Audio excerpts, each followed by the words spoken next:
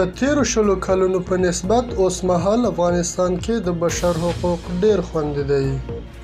سلام ستړي مشئ زموږ پښتو نیوز چینل ته ښه راغلی. د طالبانو ویان د بشر حقونو څار سازمان د هغو ادعاو په غبرګون کې چې ګواکې افغانستان کې بې ګناه کسان وژل شوي او د خلکو حقونه تلف شوي وایي چې دغه ادعاوې ناسمې او بې اساسه دي. نوموړی زیاتوي چې له تیرو شلو کلونو په نسبت اوس مهال افغانستان کې د بشر حقوق ډیر خوندي دی.